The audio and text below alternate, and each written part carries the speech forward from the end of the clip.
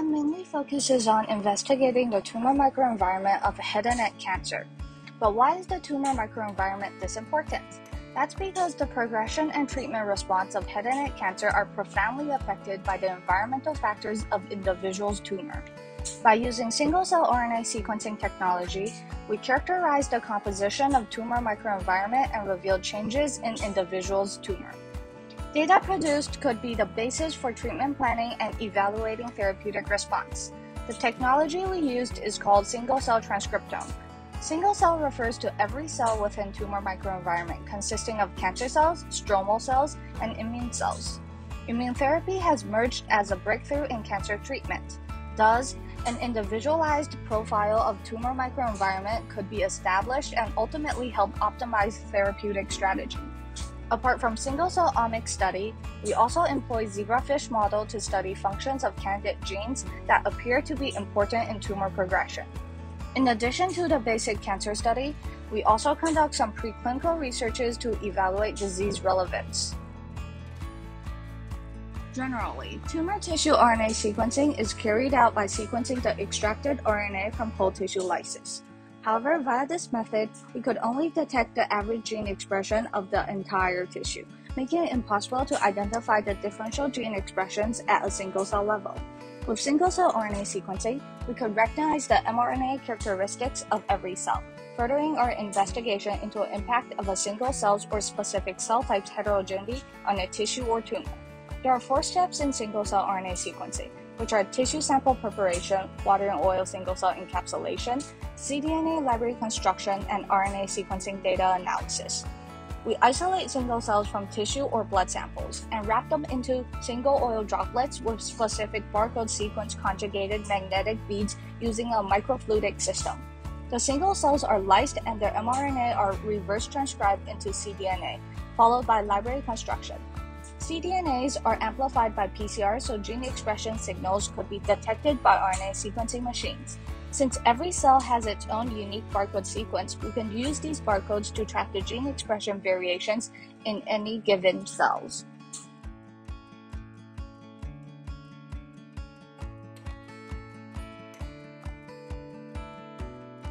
Single-cell sequencing analysis allows us to evaluate gene expressions at a cellular level and can also be done on a cell-type basis within sample population. There are 4 main steps in single-cell RNA sequencing analysis, which includes pre-processing, dimensionality reduction and clustering, differentially expressed genes identification, and further functional enrichment analysis. We perform machine learning-based unsupervised clustering on the gene expression profiles of each cell, then annotated cell types using public databases.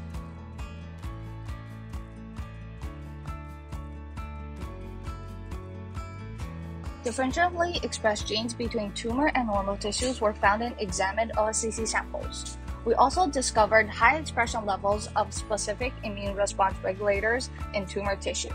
For example, granzyme B is associated with cell cytotoxicity and can induce target cell apoptosis by cleaving downstream caspase 3. Functional enrichment analysis (GSEA) showed that tumor necrosis factor alpha, interferon gamma, and JAK-STAT signaling pathways were also enriched. By further investigating the immune activation and inhibition states of the tumor microenvironment, we can provide important personal information used in precision medicine. Through analyzing single-cell RNA sequencing data, we acquired many differentially expressed genes in the tumor microenvironment. Prior to conducting closer examinations on the roles and functions of the selected genes, we wanted to validate the target gene's relevance on a clinical basis. Therefore, we embedded patient biopsies in paraffin and sliced it into sections, and finally utilized histological methods to verify the importance between the target protein's spatial expression with its diagnostic results. Take the previous single-cell analysis result for example. We discovered a higher granzyme B expression in OSCC patients and K cells. After performing immunohistochemistry with the corresponding antibody, we discovered this differential expression also has clinical significance. Hence, we decided to pursue this lead. The tumor microenvironment has a very complex structure and diverse mechanism. Thus, to precisely examine the cause of one effect, we need to conduct single-variable in vitro experiments. We utilized the microscope incubator co-developed with students in the physics department to conduct time-lapse experiments under a stable environment. thereby observing the cell's functional and morphological changes under different conditions. As shown in the video, we can see red fluorescent labeled OSCC cells treated with leukemia inhibitory factor exhibited elevated invasion abilities compared to the control. Besides experiments that aim to inspect cell functions to get a deeper understanding of the changes that occurred in cancer cells after treatment, we applied qPCR analysis on differentially expressed genes uncovered from single-cell RNA sequencing data and genes that are related to cell functions. qPCR is an assay that functions by extracting RNA from cells, which then undergo reverse transcription to single-stranded cDNA, followed by PCR amplification, and finally quantifies genomic expression by collecting real-time fluorescent reads. Using qPCR, we can precisely study the genomic changes caused by the treatment and further validate our sequencing results. The zebrafish genome is highly similar with that of human, and compared with mouse models, zebrafish have the advantages of rapid embryonic development, easy to observe transparent embryos, and strong reproductive abilities. Zebrafish models also conforms to the 3 R's: replacement, reduction, and refinement. In addition, they are suitable for drug screening experiments and human disease researches.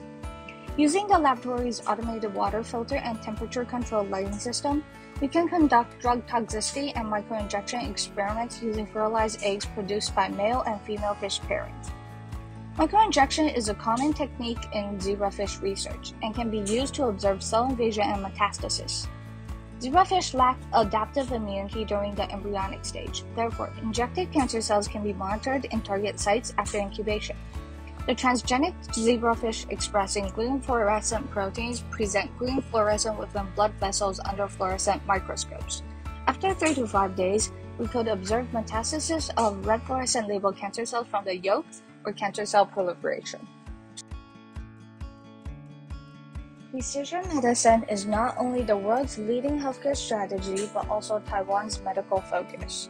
By uncovering the composition of individuals' tumor microenvironment, we can provide clinical doctors with more personalized information, thereby optimizing treatment strategy.